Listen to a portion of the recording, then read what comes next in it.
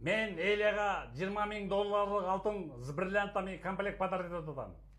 Анткени Эля менден беремен 5 айлық уже. Мына алтын саат с бриллиантом, браслет с бриллиантом, шакек с бриллиантом и цепочка с бриллиантом подарок етіп атам. Анткени мен Эля менен жашайынбы же жашабайынбы, бирок менде беремен общий болгондуктан мен буларга внимание бөлүүгө мен обязанмын, как эркек катары. Келеме, бриллиантовый алтын саатты тагалы. Ай, тим эле окмушко жылтылдап. Конечно, окмуш. Тагылма шакекти.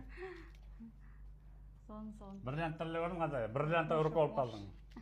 Цепочканы эми өзүң таап ал, үйүңө барганда таап ал. Мына, көрдүңөрбү? 20 000 доллар, 250 грамм алтын комплекти. Берде роль өп кетти бриллианттар. Почему дорогой такой 20 000 доллар? Бриллианты көп абдан берди. Меники крупный бриллианттар көп. Беременный болгон айылга мен эч качан аябайм да. Анткени өз тукумду көтөрүп жүрөт. Жашайынбы, жашабайынбы это другой маселе эле менен. Саатым кичине чоң болуп калды, кыска кылып анан сөзсүз тагынам. Ювелирге бар, колуңа чейин тагып берет. Ооба, сөзсүз. Окмуш сон экен. Аябай жакты.